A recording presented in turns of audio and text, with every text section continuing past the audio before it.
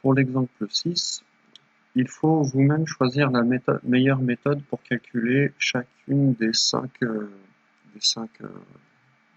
calculs à répartir dans chacune des 5 colonnes. 1, 2, 3, 4, 5. 1, 2, 3, 4 et 5. Alors, pour le premier, on doit calculer 15 fois 2 divisé par 5. Donc, soit vous multipliez d'abord 15 fois 2, ça fera 30, puis vous divisez 30 par 5, ça me semble très simple. Donc, la première méthode ici, c'est simplement celle qu'on va adopter. Après, on va quand même tester les autres méthodes, et puis vous allez voir que c'était vraiment la plus simple. Donc, quand vous devez présenter, vous ne devez pas, même si vous faites de tête, donner votre résultat d'un coup. Il faut écrire cette ligne-là. Cette ligne-là est obligatoire, ça fait partie de la présentation. Donc ça fait 30 divisé par 5. Je vais à la ligne et j'obtiens égal 6. Voilà.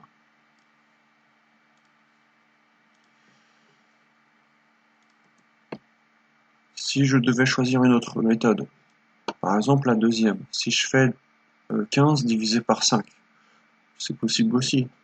C'est aussi simple, ça fait 3. 15 divisé par 5 fait 3. Puis je multiplie par 2, vous remarquez que je trouve aussi 6. Donc la méthode 1 et 2, ici, sont du même niveau de difficulté. La méthode 3, elle est un tout petit peu plus difficile, puisque 2 cinquièmes, ça fait 0,4. Et ensuite, si on multiplie par 15, bah, tout de suite, on voit que c'est plus compliqué à faire 0,4 multiplié par 15 que le calcul qu'on vient d'écrire là, ou même la deuxième méthode qui était plus simple, qui était aussi simple.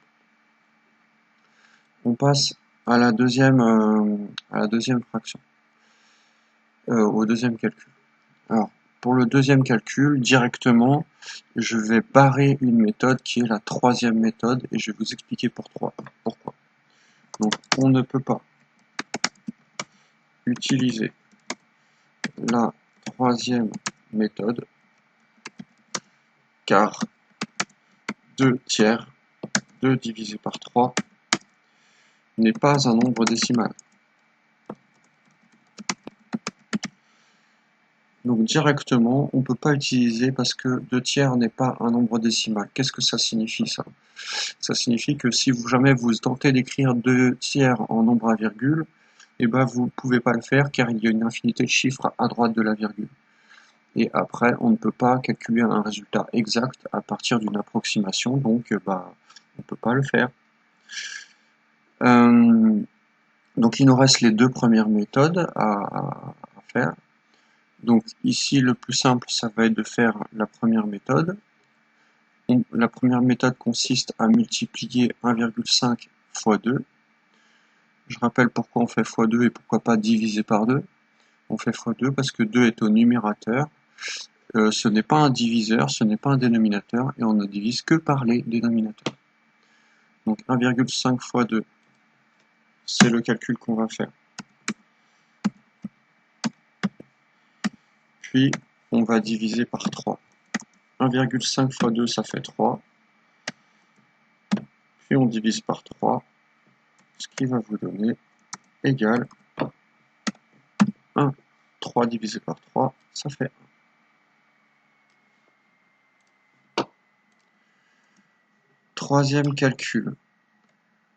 Alors, si on choisit la première méthode, qui consiste à faire 10 fois 6 égale 60, puis on divise par 3, oui, ça se fait de tête, on peut garder ça à l'esprit. La deuxième méthode, cependant, est un tout petit peu plus facile, puisque quand on divise, non, la troisième méthode est un petit peu plus facile, puisque quand on divise 6 divisé par 3, on constate que 6 c'est le double de 3, on trouve 6 divisé par 3 égale 2, du coup directement 10 fois 2 égale 20. Ici, la méthode 1 était presque aussi simple et la 2 par contre n'était pas faisable parce que 10 divisé par 3 ne tombe pas juste. Donc, je précise, on ne peut pas utiliser la deuxième méthode, car 10 divisé par 3 n'est pas un nombre décimal. Donc on se rabat sur la première et la troisième. La plus simple, c'est la troisième, même si c'est une des moins utilisées. Donc je fais entre parenthèses, premier calcul, 10 divisé par 3, puis je multiplie par 6. Pourquoi 10 divisé par 3? Pourquoi pas 10 fois 3 alors qu'il y a écrit un fois là? N'oubliez pas, 3 est un dénominateur. Dénominateur correspond en langage division au diviseur. Donc on divise par 3. Quand vous verrez un dénominateur, il faut toujours diviser par ce nombre-là. Donc je divise par 3. J'ai écrit n'importe quoi. La troisième méthode, c'est 6 divisé par 3. Puis je fais x 10. 6 divisé par 3, vous tombez sur 2. Puis x 10, vous avez comme résultat égal 20.